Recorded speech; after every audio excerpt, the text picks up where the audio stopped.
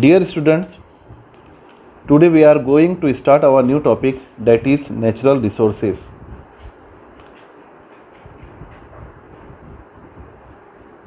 हमारा नया टॉपिक शुरू करने से पहले मैं आपसे रिक्वेस्ट करता हूं कि आप हमारे YouTube चैनल बायो साइंस वालों को सब्सक्राइब कीजिए, वीडियो को लाइक कीजिए और शेयर कीजिए। डियर स्टूडेंट्स, इससे पहले हमने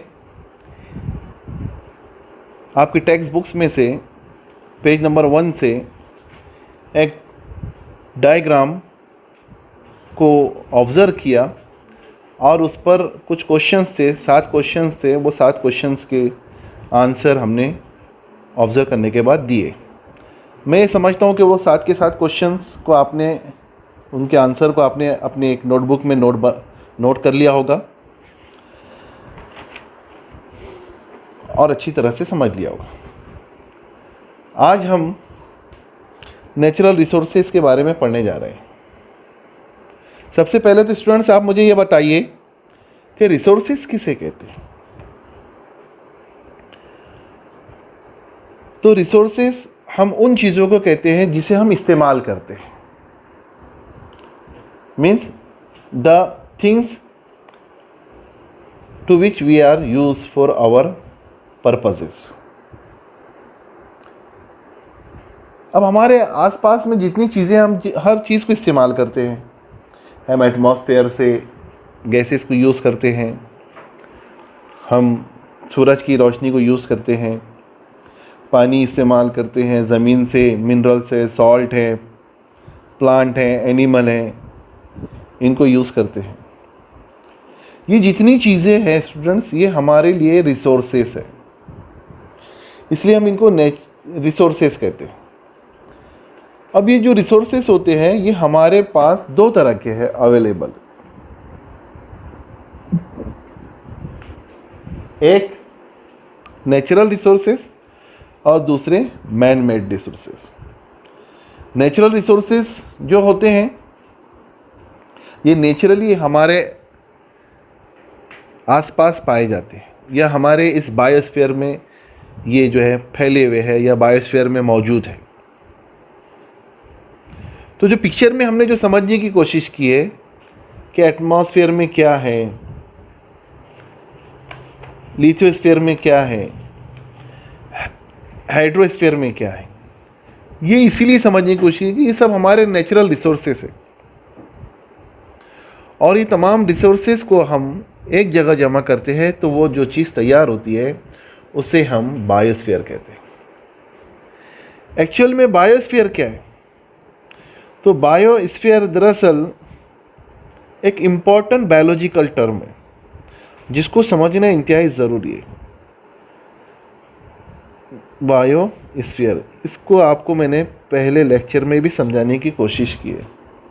मैं समझता हूँ स्टूडेंट्स आप इस डेफिनेशंस को बायोस्फीयर के अच्छी तरह से नोट कर लीजिए और अपने जहन में बिठा लीजिए।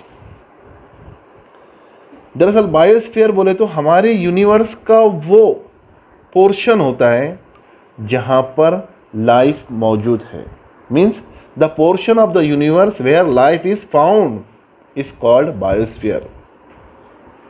और एक डेफिनेशन हम ये कर सकते हैं बायोस्फीयर की, the parts of the earth where life is exist, the part of the earth where life is exist. और आपकी टेक्स्ट बुक्स में जो डेफिनेशन बायोस्फीयर की दी हुई है वो भी बहुत सिंपल है। The living things and the parts of the lithosphere, hydrosphere and the atmosphere which occupy are together called biosphere। Means ये जो डेफिनेशन है आपके टेक्स्ट बुक्स में ये भी बहुत सिंपल है कि लिविंग थिंग्स और the parts of lithosphere, hydrosphere and atmosphere जो एक साथ ऑक्यूपाई करते हैं, एक साथ होते हैं, इसे हम बायोस्फीयर कहते हैं। ये सिंपल डेफिनेशन आपके टेक्स्ट बुक्स में भी दी हुई है। और ये जो स्फीयर है ये हमारे अतराफ में ये नेचुरली बन गया है, नेचुरली बन गया। हम जानते हैं कि इस पूरे ब्रह्मांड में, इस पूरे यूनिवर्स में, इस पूरे कायनात में जो है ज़मीन जो है, हमारी ज़मीन जो है वो बायो प्लैनेट कहलाती है, बायोस्फीयर इसीलिए कहलाती है क्योंकि यहाँ पर सब चीज़ें जो है नेचुरली पाई जाती है और उसी के एसोसिएट में जो है लाइफ भी मौजूद है। तो ये सब चीज़ें आपने प्रीवियस स्टैंडर्ड 5th स्टैंडर्ड में भी पढ़ चुका है। वो जो लेसन आपने पढ़ा है वो earth and it's living world, उसमें पढ़ा है कि एटमॉस्फेयर, हाइड्रोस्फीयर, लिथोस्फीयर, उसका कंपोजिशन क्या है, ये सब आपने पढ़ा है। मैं समझता हूँ कि इस पर अब ज़्यादा वक्त हमको देने की ज़रूरत नहीं। ठीक इसी तरह से एयर, वाटर एंड लैंड, ये जो चीज़ें हैं ये फैक्टर्स है। ये क्या कहलाते हैं? फैक्टर कहलाते हैं। These are the factors of our environment. इन फैक्टर्स को हम अबायोटिक फैक्टर्स कहते हैं। क्या कहते हैं इन्हें हम? अबायोटिक फैक्टर्स कहते हैं। दरअसल हमारे यहाँ पर जो लाइफ प्रेजेंट है ज़मीन पर, वो दो तरह की जो है कंपोनेंट से बनी हुई होती है। हमारी जो एनवायरनमेंट है दो तरह कंपोनेंट से बना हुआ रहता है। एक कंपोनेंट को हम बायोटिक कंपोनेंट कहते हैं, जिसमें प्लांट, एनिमल्स ये सब शामिल हो जाते हैं। दूसरे जो कंपोनेंट कहलाते हैं हमारे नेचुरल रिसोर्सेज के, उनको हम बायोटिक कंपोनेंट कहते हैं, जिसमें एयर, वाटर और लैंड शामिल हो जाते हैं। तो students, air, water and lands ये हमारे लिए इम्पॉर्टेंट फैक्टर्स हैं। इन्हीं की वजह से लाइफ जो है यहाँ पर सस्टेन हो रही है। आज हम हमारी बेसिक नीड्स को पूरा कर रहे हैं और ये जहाँ से बेसिक नीड्स हमारी पूरी हो रही है, ये सब चीज़ें हमारे नेचुरल रिसोर्सेज कहलाते हैं। तो हम देखते हैं कि नेचुरल रिसोर्सेज की तारीफ़ क्या होगी। अभी हमने डेफिनेशन जो है, डेफिनेशंस क्या होगी? डेफिनेशंस ये होगी कि बायोस्फीयर अभी हमने देखा है। इसी तरह से हम नेचुरल रिसोर्सेज की डेफिनेशन देखेंगे। तो नेचुरल रिसोर्सेज मैंने कहा क्या है? The things which can use for human purposes, ये रिसोर्सेज की डेफिनेशन है। और नेचुरल रिसोर्सेज की डेफिनेशन आपके बुक में क्या दी हुई है? Air, water and lands are the factor important for sustaining the living world on the earth and for fulfilling their basic need they are called as natural resources. Means all these are the natural resources. हमारे अतराफ में जितनी चीज़ें आज पाई जाती है ये सब natural resources कहलाती है। स्टूडेंट्स, ये सब चीज़ें जो है हमारे लिए बहुत इम्पॉर्टेंट है। ये हमारे लिए क्यों इम्पोर्टेंस है? इसलिए कि इसकी के वजह से आज हम यहाँ पर ज़िंदा हैं, अपनी लाइफ जी रहे। एटमॉस्फेयर क्या है? एटमॉस्फेयर के बारे में हमने पढ़ चुका है पहले। एटमॉस्फेयर एक मिक्सचर है गैसेस का। काय का मिक्सचर है स्टूडेंट्स? गैसेस का मिक्सचर है। इसमें डिफरेंट टाइप्स की गैसेस हैं। इसके अंदर हम इसको ये भी कह सकते हैं ये हमारे अर्थ का एनवलप है। क्या है? एनवलप है। इसमें डिफरेंट टाइप्स की गैसेस हैं, उनका एक प्रोपोर्शन होता है, वो फिक्स प्रोपोर्शन में होती है। वो गैसेस कौन कौन सी होती हैं? वो nitrogen, oxygen, water vapours, carbon dioxide, inert gases, ये सब चीज़ें मिलकर जो एक मिक्सचर तैयार होता है और उस मिक्सचर को हम एटमॉस्फेयर कहते हैं। एटमॉस्फेयर स्टूडेंट्स, आपने 5th स्टैंडर्ड में ये पढ़ा है, 5th स्टैंडर्ड में पढ़ा हुआ है कि एटमॉस्फेयर क्या होता है। एटमॉस्फेयर दरअसल ये 6 लेयर से बना हुआ होता है और एटमॉस्फेयर जो है हमारे ज़मीन से ये 13 किलोमीटर की हाइट से शुरू हो जाता है।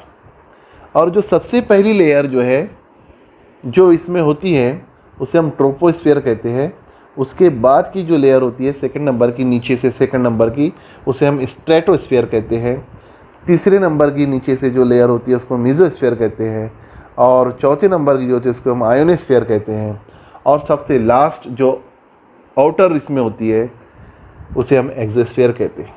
ये लेयर्स मिलाकर जो है एटमॉस्फेयर कहलाता है। ये सब मिलाकर एटमॉस्फेयर। तो ट्रोपोस्फीयर और स्ट्रेटोस्फीयर ये हमारे एटमॉस्फेयर की 80% जो है एयर रखती है। 80% ट्रोपोस्फीयर स्टूडेंट्स और yes stratosphere,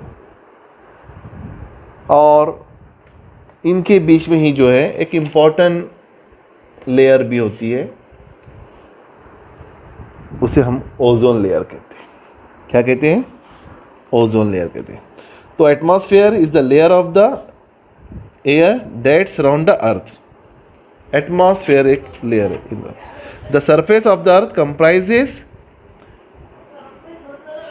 water and land. तो उससे क्या बनता है? हाइड्रोस्फीयर और लिथोस्फीयर बनता है।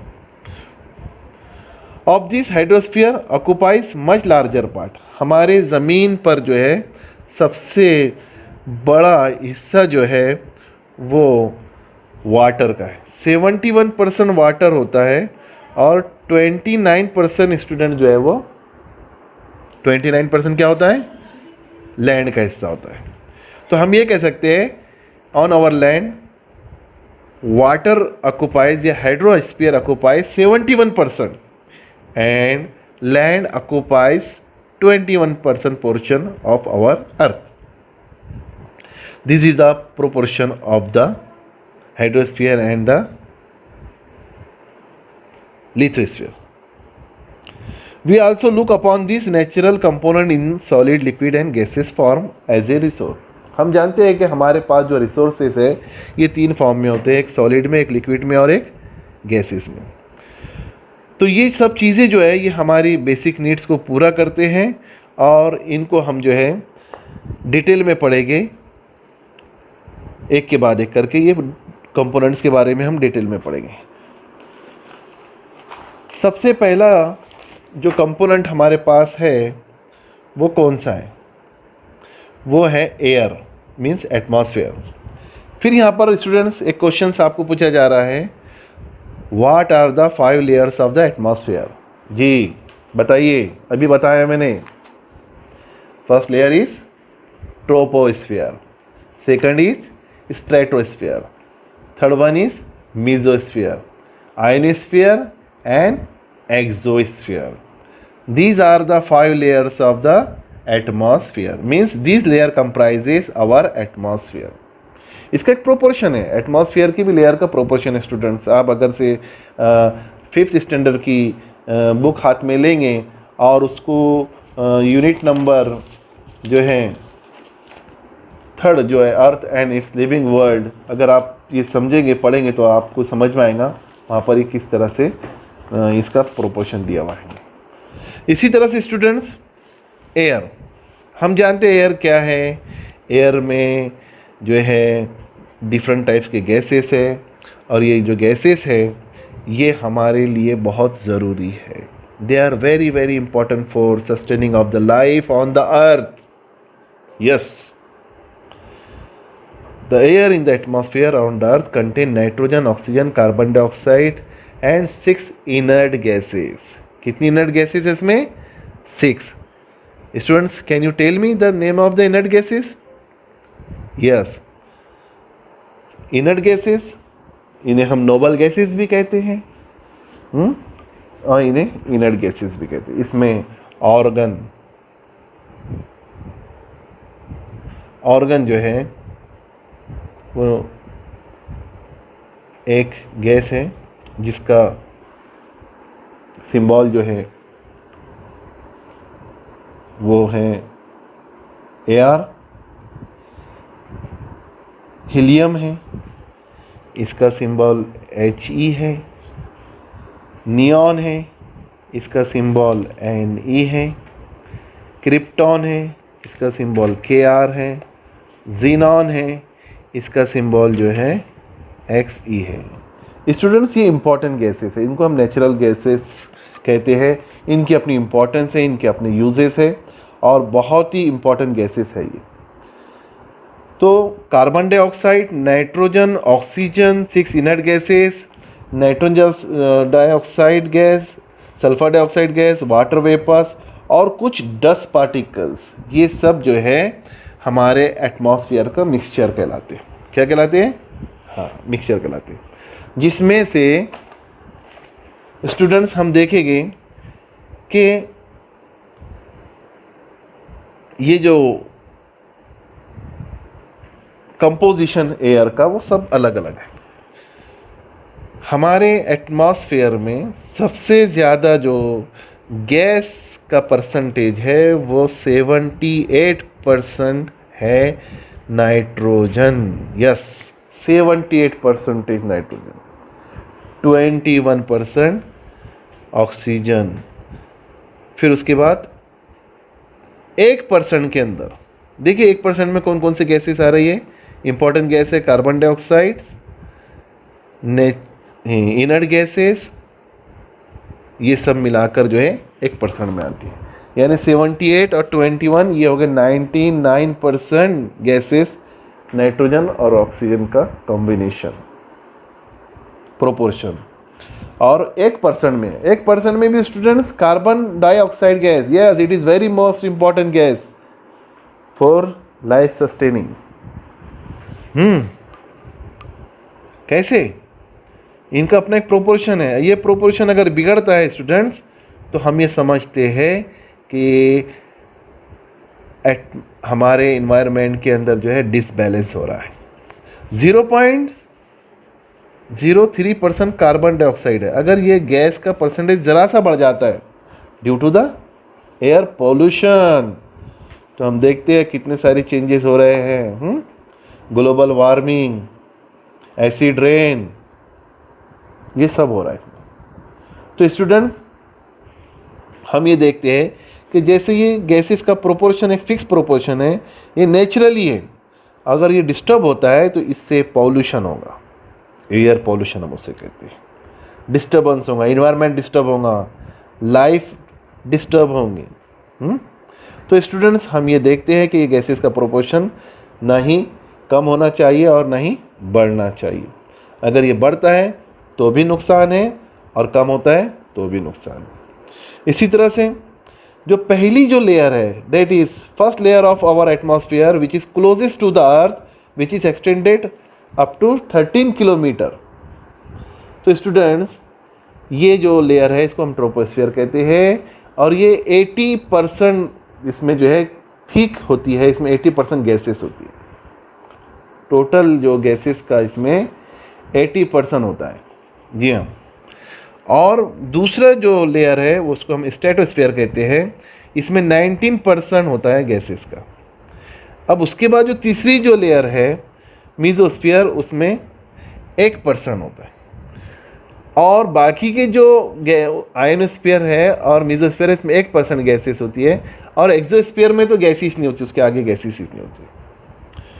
तो हम ये कह सकते हैं troposphere contain about 80% of the total mass of gases in the air और 19% covered by the stratosphere and 1% covered by the mesosphere and ionosphere।